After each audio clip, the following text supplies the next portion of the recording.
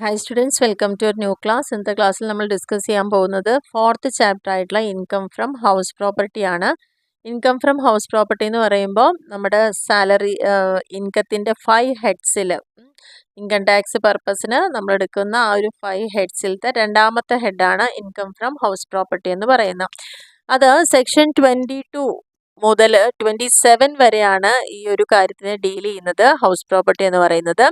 അപ്പോൾ സെക്ഷൻ 22 പറയുന്ന income from house property consisting of any building or land appurtenant thereto of which the assessee is the owner and which is not used for the purpose of assessee's business or profession is chargeable to tax under the head the owner of the property consists of. ഇവിടെ നമ്മൾ പറയുന്നത് section 22 പ്രകാരം income from house property എന്ന് പറയുന്നതിൽ എന്താണ്, ഒരു owner ആരുടെ പേരിലാണോ ആ ഭൂമി അല്ലെങ്കിൽ ആ ഒരു ബിൽഡിംഗ് ഉള്ളത് അവരാണ് ഓണർ എന്ന് പറയുന്നത്. അപ്പം ആ ഒരു owner not used for the purpose of the assessee's business, അസസിയുടെ ബിസിനസിൻ്റെ ഭാഗമായിട്ടോ പ്രൊഫഷൻ്റെ ഭാഗമായിട്ടോ യൂസ് ചെയ്യാത്ത അതിൽ നിന്ന് വരുമാനം ഉണ്ടാവുകയാണെങ്കിൽ അതിൽ നിന്നാണ് ഇൻകം ഫ്രം ഹൗസ് പ്രോപ്പർട്ടി എന്ന ഈ സെക്ഷൻ കൊണ്ട് ഉദ്ദേശിക്കുന്നത്. ഇനി ആരെയൊക്കെ ഓണർ എന്ന് പറയാൻ പറ്റും? ഓണർ എന്ന് പറയുന്ന രണ്ടാളുകളെയാണ്. ഒന്ന്, ആരുടെ പേരിലാണോ പ്രോപ്പർട്ടി രജിസ്റ്റർ ചെയ്യപ്പെട്ടിരിക്കുന്നത് ആ പേഴ്സൺ ഓണറാണ്. അതുപോലെ നമ്മൾ മോർട്ട്ഗേജ് വെക്കുമ്പം, പണയം കൊടുക്കുമ്പം ആ ഒരു കേസിൽ മോർട്ട്ഗേജറാണ് അതിൻ്റെ ഓണർ എന്ന് പറയുന്നത്, അല്ലാണ്ട് മോർട്ട്ഗേജി അല്ല ഓണർ എന്ന് പറയുന്ന. ഓക്കെ, അപ്പോൾ രണ്ട് ഓണേഴ്സ് ആണുള്ളത്. ഒന്ന്, ആരുടെ പേരിലാണോ പ്രോപ്പർട്ടി രജിസ്റ്റർ ചെയ്യപ്പെടുന്നത്, അല്ലെങ്കിൽ മോർട്ട്ഗേജിന്റെ കേസ് വരുന്ന സമയത്ത് അവിടെ അടുത്ത മോർട്ട്ഗേജറെ ആണ് എന്ത് പറയുന്നത്, അതിന്റെ ഓണർ എന്ന് പറയുന്നത്. നെക്സ്റ്റ്, ഡീംഡ് ഓണേഴ്സ് എന്ന് പറയുന്ന ഒരു കാര്യം കൂടിയുണ്ട്. ആരാണ് ഈ ഡീംഡ് ഓണേഴ്സ് എന്ന് പറയുന്നത്? Following are the deemed owners. നമ്മൾ അസസീനെ പഠിക്കുന്ന സമയത്ത് ഇതുപോലെ പറഞ്ഞിട്ടുണ്ടായിരുന്നു, ഡീംഡ് അസസി എന്നുള്ളത് അല്ലേ. അതേപോലെ ആർക്കൊക്കെ ആവാം ഈ ഡീംഡ് ഓണേഴ്സ് എന്ന് പറയാം? An individual who transfers any house property to his or her spouse without adequate consideration or to a minor child not being a married daughter shall be the deemed owner. ഒന്നാമത്തെ കേസിൽ ഒരു വ്യക്തിക്ക് അവരുടെ house പ്രോപ്പർട്ടീനെ ഇപ്പോൾ ഒരു husband ആണെങ്കിൽ അവർക്ക് വൈഫിൻ്റെ പേരിൽ ട്രാൻസ്ഫർ ചെയ്യാവുന്നതാണ്. ഒരു കൺസിഡറേഷനും കൊടുക്കാതെ തന്നെ, കൺസിഡറേഷൻ മീൻസ് ഒരു വാല്യൂ പേ ചെയ്യാതെ തന്നെ ആ അസറ്റിനെ ആരുടെ പേരിലേക്ക് മാറ്റാം. ഇപ്പോൾ ഹസ്ബൻഡ് ആണെങ്കിൽ വൈഫിൻ്റെ പേരിലേക്ക് ഒരു ഹൗസ് പ്രോപ്പർട്ടീനെ അവർക്ക് ട്രാൻസ്ഫർ ചെയ്യാം. അല്ലെങ്കിൽ അവർക്ക് 18 വയസ്സ് തികയാത്ത ഒരു മകനോ മകളോ ഉണ്ടെങ്കിൽ അത്. അതേപോലെ married daughter, not being a married daughter, വിവാഹം കഴിയാത്ത ഒരു മകള് ഉണ്ടെങ്കിൽ അവരുടെ പേരിലേക്ക് ട്രാൻസ്ഫർ ചെയ്യാവുന്നതാണ്. അപ്പോൾ ഈ രണ്ട് കേസിലും അവിടെ ആ സ്പൗസോ അല്ലെങ്കിൽ ആ മാരീഡ് ആവാത്ത ഡോട്ടറോ ആരാണ്? ഡീംഡ് ഓണറാണ്. അപ്പോൾ ഒരു ഇൻഡിവിജ്വലിന് അവരുടെ പേരിലുള്ള പ്രോപ്പർട്ടി എന്ത് ചെയ്യാം? അവരുടെ സ്പൗസിൻ്റെയോ മൈനർ ചൈൽഡിൻ്റെ കയ്യിലോ ഇത് കൈമാറ്റം ചെയ്യാവുന്നതാണ്. അപ്പോൾ അങ്ങനെ വരുമ്പം അവർ രണ്ട് പേര് നമുക്ക് ഡീംഡ് ഓണർ എന്ന് പറയാം. നെക്സ്റ്റ്, രണ്ടാമത്തെ കേസിൽ പറയുന്നത് a member of cooperative society to whom the property is allotted is deemed owner. ഇനി കോപ്പറേറ്റീവ് സൊസൈറ്റിയിൽ മെമ്പർ ആയിരിക്കുന്ന ഒരു വ്യക്തിക്കും ആരാവാം? ഡീംഡ് ഓണർ ആവാം. മൂന്നാമത്തെ കേസിൽ a person who is allotted to retain position of any building in part performance of a contract shall be deemed to be the owner of the building. ഇനി ഒരു വ്യക്തിക്ക് എപ്പോഴൊക്കെ ആവാം? Who is allotted to retain position of any building. ഏതെങ്കിലും ഒരു ബിൽഡിങ്ങിൻ്റെ അവകാശം ഒരു വ്യക്തിയിൽ നിൽക്കുകയാണ്. കാരണം അവർ തമ്മിൽ എന്തെങ്കിലും ഒരു കോൺട്രാക്റ്റ് ഉണ്ടായിട്ടുണ്ടാവും. ആ കോൺട്രാക്റ്റ് പെർഫോം ചെയ്യുന്നതിൻ്റെ ഭാഗമായിട്ട് ഒരു ബിൽഡിങ്ങിൻ്റെ കുറച്ച് ഭാഗം അല്ലെങ്കിൽ കൈവശം അധികാരം വേറൊരു വ്യക്തിയിലേക്ക് കൈമാറ്റം ചെയ്യുകയാണെങ്കിൽ ആ വ്യക്തിനെയും ആ ബിൽഡിങ്ങിൻ്റെ ഓണറായിട്ട് പറയാവുന്നതാണ്. A person with lease rights in the property shall be deemed to be the owner of the property. ഇനി ലീസിന്, നമ്മൾ പാട്ടത്തിന് വല്ല അസറ്റ് എടുക്കുകയൊക്കെ ചെയ്തിട്ടുണ്ടെങ്കിൽ ആ ഒരു കോൺട്രാക്റ്റ് പ്രകാരം ആ എടുക്കുന്ന ആളെ ഓണറായിട്ട് പരിഗണിക്കാവുന്നതാണ്. If a person takes a land on lease and constructs a house upon it he will be deemed to be the owner.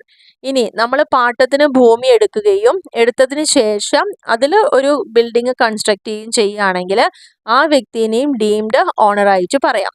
അപ്പോൾ ഓണേഴ്സ് എന്ന് പറയുന്നത് ഈ പറഞ്ഞിരിക്കുന്ന 5 കാറ്റഗറിയിൽ വരുന്ന ആൾക്കാരെയും നമുക്ക് ഡീംഡ് ഓണേഴ്സ് ആയിട്ടാണ് പറയാൻ പറ്റുക. അതിൽ ആദ്യത്തെ കേസ് എന്ന് പറയുന്നത് റിയൽ ഓണർ ആണ്. നമ്മൾ രണ്ടെണ്ണം പറഞ്ഞു. ആരാണ് റിയൽ ഓണേഴ്സായി മാറുന്നത് എന്നുള്ള ഇവിടെ പറയുന്നുണ്ട്. പിന്നെ ഓണർക്ക് പകരമായിട്ട് നിൽക്കാൻ പറ്റുന്ന ആളുകളാണ് ഈ ഡീംഡ് ഓണേഴ്സ്. അത് ആരൊക്കെയാവാന്നുള്ള ഇവിടെ പറഞ്ഞിട്ടുണ്ട്. ഇനി ഇതിൽ പ്രത്യേകം നമ്മൾ നോട്ട് ചെയ്യേണ്ട കുറച്ച് പോയിന്റ്സ് ആണ്. ഫസ്റ്റ് പോയിന്റ് എന്ന് പറയുന്നത് income from house property situated abroad is taxable only in the case of residence. ആദ്യത്തെ കാര്യം എന്ന് പറയുന്നത് നമുക്ക് അബ്രോഡിൽ വിദേശത്ത് ഒരു പ്രോപ്പർട്ടി ഉണ്ട്, ഹൗസ് പ്രോപ്പർട്ടി ഉണ്ടെന്ന് വിചാരിക്കുക. അത് ടാക്സബിൾ ആണ്. വിദേശത്ത് നമ്മുടെ പേരിൽ ഒരു ഹൗസ് പ്രോപ്പർട്ടി ഉണ്ടെങ്കിൽ ടാക്സബിൾ ആണ്. ആർക്ക് മാത്രമാണ് അത് ബാധകം? In case of resident. ഒരു റെസിഡന്റ് ആണെങ്കിൽ ഇപ്പം ഇന്ത്യയിൽ താമസിക്കുന്ന ഒരാൾക്ക് വിദേശത്ത് ഒരു ഹൗസ് പ്രോപ്പർട്ടി ഉണ്ടെങ്കിൽ അത് ടാക്സബിൾ ആണ്. ഓക്കെ. രണ്ടാമത്തെ case property owned by co owners. അതായത് നമ്മുടെ കൈവശമുള്ള വീട്, the property is owned by 2 or more persons. രണ്ടോ അതിലധികമോ persons jointly and their respective shares are definite. ഇപ്പോൾ എക്സാമ്പിൾ പറയുകയാണെങ്കിൽ നമ്മളൊരു 10 ലക്ഷത്തിൻ്റെ വീട് വാങ്ങിയിട്ടുണ്ട്. ആ 10 ലക്ഷത്തിൻ്റെ വീട് നമ്മൾ ഒറ്റയ്ക്കല്ല വാങ്ങിയത്, രണ്ടോ മൂന്നോ ആളുകൾ ചേർന്നിട്ട് ഒരാൾ 3 ലക്ഷം, ഒരാൾ 5 ലക്ഷം അങ്ങനെ ഷെയർ ചെയ്തിട്ടാണ് ആ 10 ലക്ഷം എടുത്തിട്ടുണ്ടാവുക. അങ്ങനെ വരുന്ന സമയത്ത് ആ രണ്ടോ അതിലധികമോ വ്യക്തികൾ ജോയിൻ്റ് ആയി ചേർന്നുകൊണ്ട് ഒരു പ്രോപ്പർട്ടി ഓൺ ചെയ്യുക. അവരുടെ ഷെയർസും ഡെഫിനിറ്റ് ആയിരിക്കുക. ഷെയർസ് ഡെഫിനിറ്റ് ആവുക എന്ന് പറഞ്ഞാൽ ആ വീട് വാങ്ങാൻ ഒരാൾ 2 ലക്ഷം കൊടുത്തിട്ടുണ്ടെങ്കിൽ ആ 2 ലക്ഷമാണ് അവരുടെ ഷെയർ എന്ന് പറയുന്നത്. Income from such property shall be assessed separately. അപ്പോൾ ഇങ്ങനെ വരുന്ന ആ പ്രോപ്പർട്ടിയിൽ നിന്ന് ഒരു ഇൻകം കിട്ടുന്ന സമയത്ത് അത് സെപ്പറേറ്റ് ആയിട്ട് തന്നെ അസസ് ചെയ്യേണ്ടതാണ്. കാരണം 3 പേര് ചേർന്നിട്ടാണ് അത് വാങ്ങുന്നതെങ്കിൽ അതിൽ നിന്നൊരു ഇൻകം കിട്ടുമ്പോൾ ഓരോരുത്തരും എത്ര ഷെയർ കൊടുത്തിട്ടാണോ ആ വീട് വാങ്ങിയത് ആ പ്രൊപ്പോർഷനിലായിരിക്കണം ആ ഇൻകവും അവിടെ ഡിവൈഡ് ചെയ്ത് പോകേണ്ടത്. ഇനി മൂന്നാമത്തെ ഒരു പോയിന്റ് ആണ് കോമ്പോസിറ്റ് റെന്റ് എന്ന് പറയുന്നത്. കോമ്പോസിറ്റ് റെന്റ് എന്ന് പറഞ്ഞാൽ if A building is let out along with other facilities like electricity, cooler, lift, water pump, water tax for the composite rent, and if the rent of the building can be separated from the rent of the other facilities, rent belongs to the building is taxed under the head income from house property. എന്താണ് ഈ composite rent പറഞ്ഞാൽ? അപ്പം നമ്മുടെ കയ്യിലൊരു building ഉണ്ട്, നമ്മളത് വാടകയ്ക്ക് കൊടുത്തിരിക്കുന്നു. ഒപ്പം കുറച്ച് ഫെസിലിറ്റീസ് കൂടി കൊടുക്കുക, അതായത് ഇലക്ട്രിസിറ്റിയും കൂളറും ലിഫ്റ്റും water pump, water tax for a composite rent, ഇതെല്ലാം കൂടിയിട്ടുള്ള ഒരു റെന്റിനാണ് കൊടുത്തിരിക്കുന്നത്. And if the rent of the building can be separated. അപ്പം ഇങ്ങനെ കുറേ ഫെസിലിറ്റിയും കൊടുത്തിട്ടുണ്ട്, ഒരു വീടും വാടകയ്ക്ക് കൊടുത്തിട്ടുണ്ട്. അങ്ങനെ വരുമ്പം ആ ബിൽഡിങ്ങിൻ്റെ റെന്റ് നമ്മൾ എപ്പോഴും എന്ത് ചെയ്യും? Can be separated from the rent of the other facility. ഇപ്പം നമ്മൾ ഇലക്ട്രിസിറ്റി പ്രൊവൈഡ് ചെയ്തിട്ടുണ്ടെങ്കിൽ അതിൻ്റെ ചാർജ് എത്രയാണോ വരുന്നത് അത് നമുക്ക് തരുന്നുണ്ടാവാം.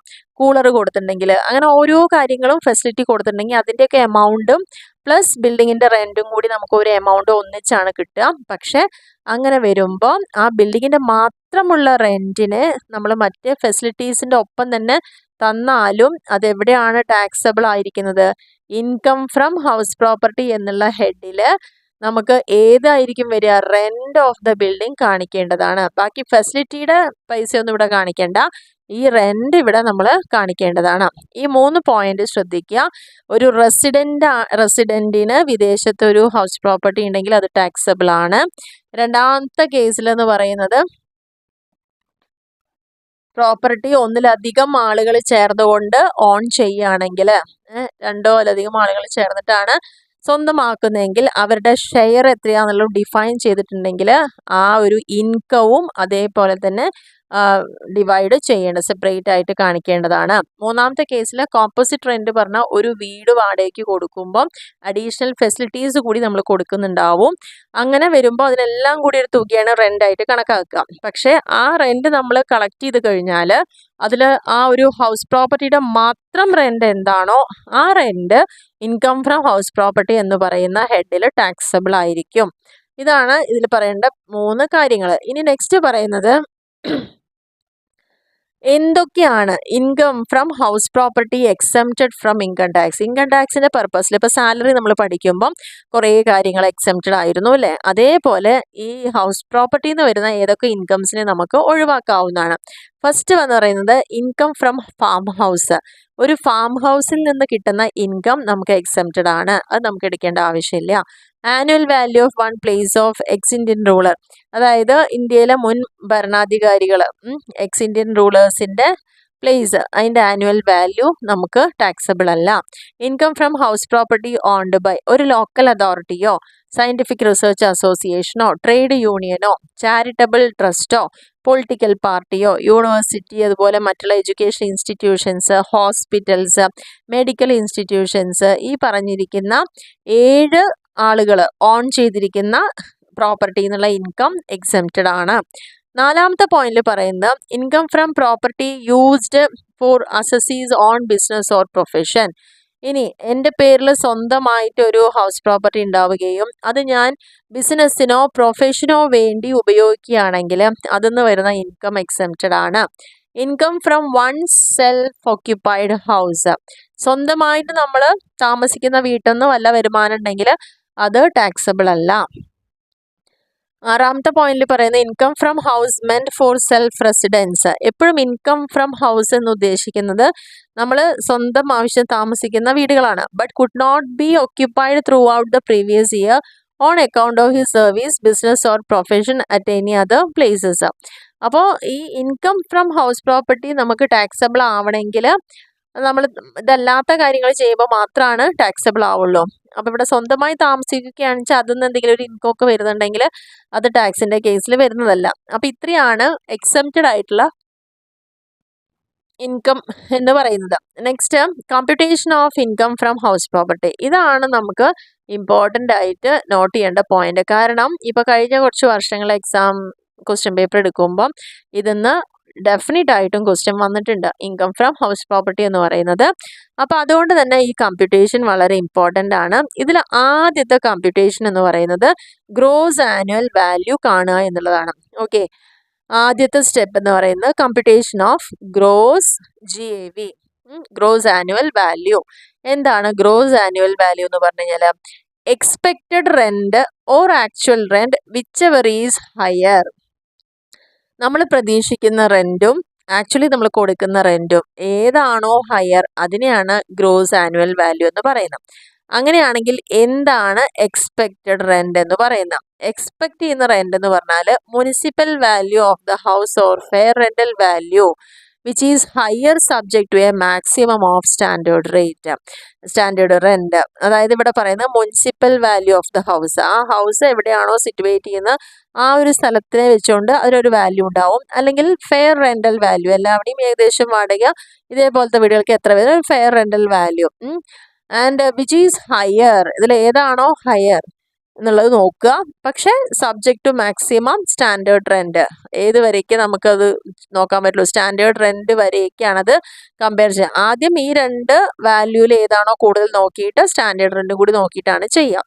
അപ്പോൾ എന്താണ് ഈ സ്റ്റാൻഡേർഡ് റെന്റ് എന്ന് പറഞ്ഞാൽ, അതായത് റെന്റ് കൺട്രോൾ ആക്ട് പറഞ്ഞൊരു ആക്ട് ഉണ്ട്, ആ ആക്ട് പ്രകാരം ഫിക്സ് ചെയ്തിരിക്കുന്ന റെന്റിനെയാണ് സ്റ്റാൻഡേർഡ് റെന്റ് എന്ന് പറയുന്നത്.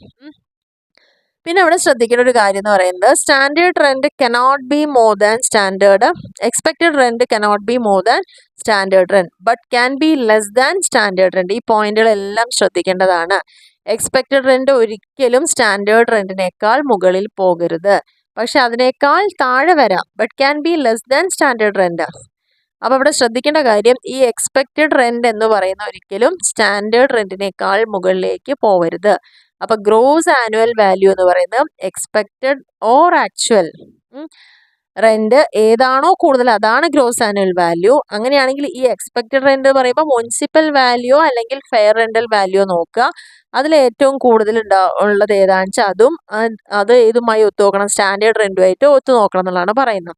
അപ്പോൾ ഒരിക്കലും ഈ എക്സ്പെക്റ്റഡ് റെന്റ് സ്റ്റാൻഡേർഡ് റെന്റിനേക്കാൾ മുകളിലേക്ക് പോകരുത്, താഴേക്ക് വേണമെങ്കിൽ വരാം പക്ഷെ മുകളിലേക്ക് പോകരുത്. ഓക്കെ, അത് നമുക്കൊരു പ്രോബ്ലം ചെയ്യുമ്പോൾ എല്ലാവർക്കും ക്ലിയർ ആവും. Mister Ashwin owns a house, the municipal value is 60,000 and fair rental value 65,000. Standard rent is fixed at rupees 62,000. The house is let out on a monthly rent of rupees 5,400. What is the gross annual value of the house? കൃത്യമായിട്ട് മനസ്സിലാക്കുക. Owner അശ്വിനാണ്. Municipal value ഇവിടെ 16 തന്നിട്ടുണ്ട്. Fair rental value 65 തന്നിട്ടുണ്ട്. Standard rent fix ചെയ്തിരിക്കുന്നത് 62,000. അപ്പൊ ശ്രദ്ധിക്കണം, നോക്കൂ, ഇവിടെ 60യും 65 ഉണ്ടെങ്കിലും അതിലൊരു സ്റ്റാൻഡേർഡ് റെന്റ് എന്താ ഇൻ ബിറ്റ്വീൻ ആണത്. 62 ആണ് ഇവിടെ പറയുന്നത്. ഒരു മാസം വാടക 5,400 5,400 നമ്മൾ വാടകയ്ക്ക് കൊടുത്തിരിക്കുന്നത്. അങ്ങനെയാണെങ്കിൽ ഗ്രോസ് ആനുവൽ വാല്യൂ എങ്ങനെയാണ് കാണുന്നത്? അപ്പൊ ഇതില് നമ്മൾ ആദ്യം നോക്കുന്നത് എക്സ്പെക്റ്റഡ് റെന്റ് ആണ്. എക്സ്പെക്റ്റഡ് റെന്റ് ഓൾറെഡി എത്ര തന്നിട്ടുണ്ട്? 62,000 ആണ്. അപ്പൊ ആനുവൽ റെന്റ് എന്ന് പറയുന്നത് എന്താണ്? 64,800 ഒരു മാസം 5,400 രൂപയാണ് വാടക. ഇൻറ്റു 12 മാസത്തേക്ക് എടുക്കുമ്പം ഒരു വർഷം നമുക്ക് കിട്ടുന്ന ആനുവൽ റെന്റ് 64,800 ആണ്. അപ്പൊ ഗ്രോസ് ആനുവൽ വാല്യൂ എന്ന് പറയുന്നത് ഏതാണ്? ഏറ്റവും കൂടുതൽ ഏതാണോ അതാണ് നമ്മളിവിടെ, അതായത് expected rent or annual actual rent ഏതാണോ കൂടുതൽ അതാണ് ആദ്യം എടുക്കേണ്ടത്. അപ്പൊ ഇതിൽ കൂടുതൽ ഏതാണ്? ആക്ച്വൽ റെന്റ് കൊടുക്കുന്നല്ലേ അധികം ഉള്ളത്. അപ്പൊ ഇതാണ് ഇതിന്റെ ഗ്രോസ് ആനുവൽ വാല്യൂ എന്ന് പറയുന്നത്.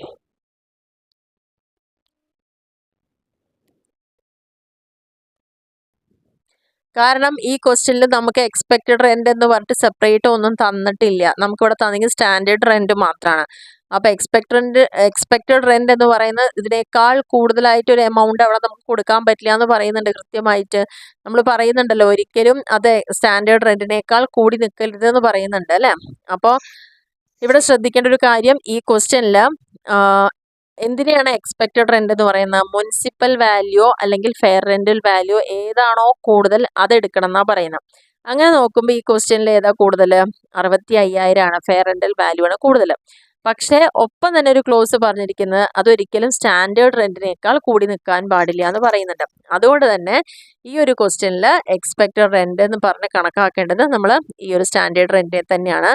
അതെല്ലാവരും ക്ലിയർ ആയെന്ന് വിചാരിക്കും. ഇവിടെ ഒന്നുകൂടി അത് ക്ലാരിഫൈ ചെയ്യാം. നമ്മുടെ ഈ ഒരു കാര്യം ഗ്രോസ് ആനുവൽ വാല്യൂ കാണെങ്കിൽ expected rent or actual rent. അപ്പൊ ഇത് നമ്മൾ ആദ്യം എക്സ്പെക്റ്റഡിലേക്ക് വരുന്നു. എക്സ്പെക്റ്റഡിലേക്ക് വരുമ്പോൾ municipal or fair rental value കൂടുതൽ ഏതാണെന്ന് വെച്ചാൽ അതെടുക്കുക. ക്വസ്റ്റ്യനിൽ മുനിസിപ്പൽ വാല്യൂ 60ഉം ഫെയർ റെന്റൽ വാല്യൂ 65ഉം. ഇതിൽ ഏതാണ് കൂടുതൽ? ഈ 65 കൂടുതൽ. അതിൽ ഏതാ കൂടുതൽ നോക്കിയിട്ട് നമ്മളോട് പറയുന്നത് സ്റ്റാൻഡേർഡ് റെന്റിനേക്കാൾ കൂടി നിൽക്കാൻ പാടില്ല എന്നാണ് പറഞ്ഞത്. സ്റ്റാൻഡേർഡ് റെന്റ് എത്രയാ? 62,000 ആണ് ഇവിടെ വരുന്നത്. അപ്പൊ ഇവിടെ നമുക്ക് ആൻസർ 65 ആണെങ്കിലും അതിനേക്കാൾ കൂടിയത് കൊണ്ട് നമുക്ക് ഏത് എടുക്കാൻ പറ്റുള്ളൂ? 62 എടുക്കാൻ പറ്റുള്ളൂ. അപ്പൊ ഈ ഒരു ക്വസ്റ്റ്യനിൽ എക്സ്പെക്റ്റഡ് റെന്റ് എന്ന് പറയുന്നത് ഏത് തന്നെ എടുക്കാൻ പറ്റുള്ളൂ? അപ്പോൾ മാക്സിമം ഈ 62,000 വരെ എടുക്കാൻ പറ്റുന്നുള്ളൂ. പിന്നെ ആക്ച്വൽ റെന്റ് എന്ന് പറയുന്നത് 5,400 × 12 64,800 വരുന്നുണ്ട്. അപ്പൊ ഈ സ്റ്റാൻഡേർഡ് റെന്റും നമ്മുടെ ആക്ച്വൽ റെന്റും കൂടിയിട്ട് ഇവിടെ വരുന്ന ഇതിലേക്ക് എത്തി. ഗ്രോസ് ആനുവൽ വാല്യൂ പിന്നെ കാണുമ്പോൾ ഇവിടെ എക്സ്പെക്റ്റഡ് റെന്റ് എന്ന് ഉദ്ദേശിക്കുന്നത് നമ്മുടെ സ്റ്റാൻഡേർഡ് റെന്റ് തന്നെയാണ്. പിന്നെ ആക്ച്വൽ റെന്റ് അത് 64,800. അതിൽ ഏതാണോ കൂടുതൽ അതാണ് ഗ്രോസ് ആനുവൽ വാല്യൂ. അപ്പൊ നമുക്ക് ഇവിടെ ആക്ച്വൽ റെന്റ് ആണ് കൂടുതൽ കിട്ടിയിരിക്കുന്നത്. 64,800 കിട്ടിയിട്ടുണ്ട്. അപ്പൊ 62-നേക്കാൾ കൂടുതൽ 64,800 ആണല്ലോ. അതുകൊണ്ട് അതിനെയാണ് ഗ്രോസ് ആനുവൽ വാല്യൂ ആയിട്ട് കൺസിഡർ ചെയ്യുന്നത്. ഇവിടെ നെക്സ്റ്റ് ഒരു ക്വസ്റ്റ്യൻ കൂടി കൊടുത്തിട്ടുണ്ട്. 3 ഹൗസിന്റെ കേസാണ്. House 1, house 2, house 3. Fair rental value തന്നിട്ടുണ്ട് 3ന്റെയും. മുനിസിപ്പൽ വാല്യൂ ഉണ്ട്, സ്റ്റാൻഡേർഡ് റെന്റ് ഉണ്ട്, ആക്ച്വൽ റെന്റും ഉണ്ട്. അപ്പൊ ഇതിൽ എങ്ങനെയാ നമുക്ക് ഡിഫാക്ടോ റെന്റ് എന്ന് പറഞ്ഞു കഴിഞ്ഞാൽ what should have been the actual rent. De facto എന്ന വേർഡ് എന്താണോ ആക്ച്വൽ റെന്റ് അത് തന്നെയാണ്. ഓക്കെ, അപ്പൊ നമുക്ക് ഹൗസ് 1ന്റെ കേസ് നോക്കാം. ഹൗസ് 1ൽ നമ്മൾ ആദ്യം നോക്കേണ്ടത് എക്സ്പെക്റ്റഡ് റെന്റ് ആണോ ആക്ച്വൽ റെന്റ് ആണോ കൂടുതൽ. അപ്പൊ എക്സ്പെക്റ്റഡ് റെന്റ് കാണെങ്കിൽ നമ്മൾ എന്ത് ചെയ്യണം എന്നാ പറഞ്ഞത്? Municipal value fair rental value എടുക്കുക. ഏതാ കൂടുതൽ? 26,000 ഉണ്ട്, 30,000 ഉണ്ട്. അപ്പൊ കൂടുതൽ ഈ മുനിസിപ്പൽ വാല്യൂ ആണ്. ഈ മുനിസിപ്പൽ വാല്യൂ നമുക്ക് കൺസിഡർ ചെയ്യാം. ഇനി ഇത് ഏതുമായിട്ടാണ് കമ്പയർ ചെയ്യേണ്ടത്? സ്റ്റാൻഡേർഡ് റെന്റുമായിട്ടാണ് കമ്പയർ ചെയ്യേണ്ടത്. അപ്പൊ നമുക്ക് ഇവിടെ എക്സ്പെക്റ്റഡ് റെന്റ് എന്ന് പറയുന്നത് 30,000 ആണ്. ആക്ച്വൽ റെന്റ് എന്ന് പറയുന്നത് 30. ഇവിടെ സ്റ്റാൻഡേർഡ് റെന്റ് ഇല്ല, അതുകൊണ്ട് നമുക്ക് ഏതിനെ എടുക്കാൻ പറ്റുള്ളൂ? ഈ മുനിസിപ്പൽ വാല്യൂവിന് എടുക്കാൻ പറ്റുള്ളൂ. അപ്പോൾ അതുകൊണ്ട് നമുക്ക് ഈ 30,000 എക്സ്പെക്റ്റഡ് എടുക്കാം. Actual rent 33,000. ഇതിൽ ഏതാണോ കൂടുതൽ അതായിരിക്കും ഗ്രോസ് ആനുവൽ വാല്യൂ എന്ന് പറയുന്നത്. അപ്പോൾ കൂടുതൽ 33,000 ആണ്. അതുകൊണ്ട് ഗ്രോസ് ആനുവൽ വാല്യൂ ഹൗസ് 1ന്റെ 33,000 ആണ്. ഇനി ഹൗസ് 2 എടുക്കുക. ഇവിടെ ഇത് തമ്മിൽ കമ്പയർ ചെയ്യാം. 55ഉം 50ഉം. ഹയർ ഏതാ? 55. 55 കിട്ടിക്കഴിഞ്ഞാൽ അടുത്ത് നമ്മൾ ഏതുമായിട്ട് ഒത്തു നോക്കേണ്ടത് സ്റ്റാൻഡേർഡ് റെൻറ്റുമായിട്ടാണ്. സ്റ്റാൻഡേർഡ് റെൻറ്റിനേക്കാൾ കൂടുതൽ എക്സ്പെക്ട് റെൻറ്റ് വരാൻ പാടില്ല. വരികയാണെങ്കിൽ പിന്നെ ഇത് തന്നെയായിരിക്കും അതിൻ്റെ എക്സ്പെക്റ്റഡ് റെൻ്റ് എന്ന് പറയുന്നത്. അപ്പോൾ ഇവിടെ നമുക്ക് എന്താണ് എക്സ്പെക്റ്റഡ് റെൻറ്റ് 48 ആണ്. ഇനി അതിനുശേഷം കമ്പയർ ചെയ്യേണ്ടത് ആക്ച്വൽ റെൻറ്റുമായിട്ടാണ്. 48ഉം 46ഉം അതിലേതാ ഹയർ? സ്റ്റാൻഡേർഡ് റെൻറ്റ് തന്നെയാണ്. അപ്പോൾ ഇവിടുത്തെ ഗ്രോസ് ആനുവൽ വാല്യൂ എന്ന് പറയുന്നത് 48,000 ആണ്. ഇനി അടുത്ത കേസിൽ ഹൗസ് നമ്പർ 3യിൽ പറയുന്നത് ഈ 86,000 ഫെയറും മുനിസിപ്പലും തമ്മിൽ കമ്പയർ ചെയ്യുന്നു. ഹയർ ഏതാണ്? 86 ആണ്, ഫെയർ റെൻ്റൽ വാല്യൂ ആണ്. അത് കിട്ടിക്കഴിഞ്ഞാൽ വേഗം കമ്പയർ ചെയ്യേണ്ടത് സ്റ്റാൻഡേർഡ് റെൻറ്റുമായിട്ടാണ്. കമ്പയർ ചെയ്യുമ്പോൾ സ്റ്റാൻഡേർഡ് റെൻ്റാണ് കൂടി നിൽക്കുന്നത് അല്ലേ? അപ്പോൾ അതുകൊണ്ട് തന്നെ സ്റ്റാൻഡേർഡ് റെൻറ്റിൽ നമ്മളിപ്പോൾ ഏതാ എടുക്കുക? സ്റ്റാൻഡേർഡ് റെൻറ്റ് വരെ ആവാം എന്നാണ് പറയുന്നത്. അപ്പോൾ അതുകൊണ്ട് നമുക്കിവിടെ എടുക്കാൻ പറ്റുന്ന ഏതാണ്? ഫെയർ റെൻ്റൽ വാല്യൂ തന്നെയാണ്. 90,000 അല്ല എടുക്കേണ്ടത്. 90,000-നേക്കാൾ മുകളിലേക്ക് പോകുമ്പോൾ അല്ലെങ്കിൽ സ്റ്റാൻഡേർഡ് റെൻറ്റിനേക്കാൾ മുകളിലേക്ക് പോകുമ്പോഴാണ് നമ്മൾ സ്റ്റാൻഡേർഡ് റെൻറ്റ് എടുക്കുന്നത്. ഇവിടെ നമുക്ക് 86ഉം 90 തമ്മിലാണ് കമ്പയർ ചെയ്യുന്നത്. ക്ലിയർ അല്ലേ? ആദ്യം 86ഉം 84ഉം കമ്പയർ ചെയ്തു. അതിൽ ഹയർ 86 എടുത്തു. അടുത്ത കമ്പാരിസൺ ഇതും സ്റ്റാൻഡേർഡ് റെൻറ്റും തമ്മിലാണ്. സ്റ്റാൻഡേർഡ് റെൻറ്റിനേക്കാൾ കൂടുതലല്ല, ഇവിടെ കുറവാണ്. കുറവായ സ്ഥിതിക്ക് നമുക്ക് ഇതാണ് എടുക്കേണ്ടത്. കൂടുതലായി കഴിഞ്ഞാൽ നമ്മൾ സ്റ്റാൻഡേർഡ് റെൻ്റാണ് എടുക്കുന്നത്. ഓക്കെ, അപ്പോൾ നമുക്കിവിടെ 86 എടുക്കാം. പിന്നെ ഇവ തമ്മിലാണ് കമ്പാരിസൺ, ആക്ച്വൽ റെൻറ്റും ഇതും കൂടിയിട്ട്.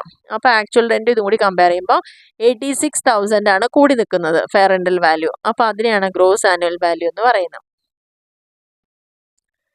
ഇനി ഇവിടെ ഇതേപോലെ തന്നെ കുറച്ച് വീടുകളുടെ ഡീറ്റെയിൽസ് തന്നിട്ടുണ്ട്. ഇന്ന് ഈസി ആയിട്ട് തന്നെ കണ്ടുപിടിക്കാൻ പറ്റും, ഒരു കാൽക്കുലേഷനും ആവശ്യമില്ല. Municipal value fair rental value കൂടി കമ്പയർ ചെയ്യുക. കൂടുതൽ ഏതാണെന്ന് വെച്ചാൽ അത് എടുക്കുക. അത് സ്റ്റാൻഡേർഡ് റെൻറ്റിനേക്കാൾ കൂടി നിൽക്കരുത്. കുറയുകയാണെന്ന് വെച്ചാൽ ഈ എമൗണ്ട് തന്നെയാണ് എടുക്കേണ്ടത്. അപ്പോൾ ഇതും ആക്ച്വൽ റെൻറ്റും കൂടി കമ്പയർ ചെയ്യുക. അതിൽ ഏതാണോ കൂടുതൽ അതായിരിക്കും നമ്മൾ കൺസിഡർ ചെയ്യേണ്ടത്. ഇവിടെ കൂടി നിൽക്കുന്നത് ഹൗസ് 1ൻ്റെ കേസിൽ 140 ആണ്. അപ്പോൾ ഇവിടുത്തെ ഗ്രോസ് ആനുവൽ വാല്യൂ എന്ന് പറയുന്നത് 1,40,000 ആണ്. ഇനി രണ്ടാമത്തെ കേസിൽ ഹൗസ് ബി എന്ന് പറയുന്നതിൽ നമ്മൾ കമ്പയർ ചെയ്യുന്നത് 63ഉം 60 ആണ്. ഇതിൽ ഹയർ എന്ന് പറയുന്നത് 63 ആണ്. ഈ 63 കിട്ടിക്കഴിഞ്ഞാൽ നെക്സ്റ്റ് കമ്പാരിസൺ 58 ആയിട്ടാണ്.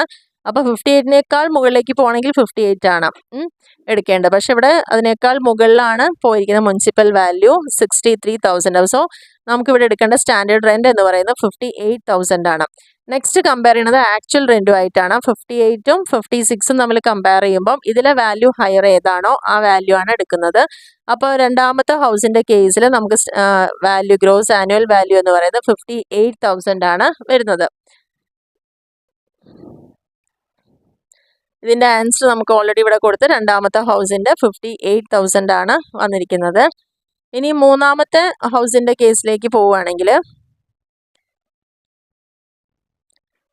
മൂന്നാമത്തെ കേസിൽ നമ്മൾ 14,000ഉം 16,000ഉം municipal value fair rent higher എന്ന് പറയുന്നത് 16 ആണ്. ഇനി 16 കിട്ടിക്കഴിഞ്ഞാൽ നെക്സ്റ്റ് കമ്പാരിസൺ സ്റ്റാൻഡേർഡ് റെൻറ്റുമായിട്ടാണ്. അപ്പോൾ ഇവിടെ നമുക്ക് എടുക്കാവുന്ന ഏതാണ്? സ്റ്റാൻഡേർഡ് റെൻറ്റിനേക്കാൾ കൂടുതലല്ല, കുറവാണ്. അപ്പോൾ നമുക്ക് ഇത് 16,000 തന്നെ എടുക്കാം. എടുത്തതിന് ശേഷം കമ്പാരിസൺ ആക്ച്വൽ റെൻറ്റുമായിട്ടാണ്. 16,000ഉം 18,000ഉം. അപ്പോൾ നമ്മൾ എടുക്കുന്ന ഏതാണ്? Which is higher, actual rent ആയിരിക്കും. ഇവിടെ നമ്മൾ 18,000 ആണ് എടുക്കേണ്ടത്. അതേപോലെ തന്നെ നമുക്ക് നെക്സ്റ്റും കൂടി നോക്കാം. 25,000ഉം 28ഉം. ഇതിൽ ഹയർ 28ഉം സ്റ്റാൻഡേർഡ് റെൻറ്റും കൂടി കമ്പയർ ചെയ്യാം. അപ്പോൾ നമുക്കിവിടെ ഈ സ്റ്റാൻഡേർഡ് റെൻറ്റിനേക്കാൾ കൂടി നിൽക്കുന്നതുകൊണ്ട് നമുക്ക് ഏത് എടുക്കാൻ പറ്റും? 26 എടുക്കാൻ പറ്റുള്ളൂ. അപ്പോൾ ഈ 26,000ഉം ആക്ച്വലും കൂടി കമ്പയർ ചെയ്യുമ്പോൾ ആക്ച്വൽ റെൻ്റാണ് അതിൻ്റെ ഗ്രോസ് ആനുവൽ വാല്യൂ എന്ന് പറയുന്നത്. ഇനി അടുത്ത ക്വസ്റ്റ്യനിൽ 60,000ഉം 65ഉം കൂടി കമ്പയർ ചെയ്യുമ്പോൾ നമ്മൾ എടുക്കുന്നത് 65,000 ആണ്. 65,000ഉം സ്റ്റാൻഡേർഡ് റെൻറ്റും കൂടി എടുക്കുന്ന സമയത്ത് നമുക്ക് എടുക്കാൻ പറ്റുക ഇവിടെ സ്റ്റാൻഡേർഡ് റെൻറ്റിനേക്കാൾ കൂടി നിൽക്കുന്നതുകൊണ്ട് 60,000 വരെ എടുക്കാൻ പറ്റുള്ളൂ. അപ്പോൾ ഈ 60,000ഉം ആക്ച്വൽ റെൻറ്റും കൂടി കമ്പയർ ചെയ്യുമ്പോൾ വിച്ച് ഈസ് ഹയർ 64,000 ആണ് എടുക്കുക. അപ്പോൾ ആൻസർ 64 ആണ് വരേണ്ടത്. അപ്പോൾ നമുക്ക് ഇത് മൂന്നിൻ്റെ ആൻസേഴ്സ് കറക്റ്റ് ആണോ നോക്കാം. അപ്പോൾ നമ്മൾ ലാസ്റ്റ് നോക്കിയിരിക്കുന്ന ആ മൂന്നെണ്ണത്തിൻ്റെ ആൻസേഴ്സ് കറക്റ്റ് തന്നെയാണ്. 18,000 വന്നു. രണ്ടാമത്തെ കേസിൽ 30 ആണ് വന്നത്. ലാസ്റ്റ് കേസിൽ 64,000 ആണ് വന്നത്. അപ്പോൾ ഇങ്ങനെയാണ് ഇതിൻ്റെ സൊല്യൂഷൻ. കണ്ട് വളരെ ഈസി ആയിട്ട് തന്നെ നമുക്ക് ഗ്രോസ് ആനുവൽ വാല്യൂ കാണാൻ പറ്റുന്നതാണ്. ബാക്കിയുള്ള കമ്പ്യൂട്ടേഷൻസ് നമുക്ക് അടുത്ത വീഡിയോയിൽ നോക്കാം. അപ്പോൾ ഈ ഒരു ഹൗസ് പ്രോപ്പർട്ടി എന്ന് പറയുന്ന ഈ ഒരു ടോപ്പിക്ക് നിങ്ങൾക്ക് വീഡിയോ വളരെ ക്ലിയർ ആയിട്ട് മനസ്സിലായിട്ടെങ്കിൽ തീർച്ചയായിട്ടും ലൈക്ക് ചെയ്യാനും ഷെയർ ചെയ്യാനും കമൻറ്റ് ചെയ്യാനും ഒന്നും മറക്കരുത്. മാക്സിമം എല്ലാവരിലേക്കും ഷെയർ ചെയ്ത് കൊടുക്കുക. അതേപോലെ തന്നെ എല്ലാവരും മറക്കാതെ തന്നെ സബ്സ്ക്രൈബ് ചെയ്യുക. പുതിയതായിട്ടുള്ള ആളുകളൊക്കെ കാണുമ്പം തീർച്ചയായിട്ടും സബ്സ്ക്രൈബ് ചെയ്യുക. ബെൽ ബട്ടൺ പ്രസ് ചെയ്ത് കഴിഞ്ഞാൽ നമുക്ക് ഞാൻ വീഡിയോസ് ഇടുന്ന ആ സമയത്ത് തന്നെ നിങ്ങൾക്കത് അവൈലബിൾ ആയിരിക്കും. Okay, thank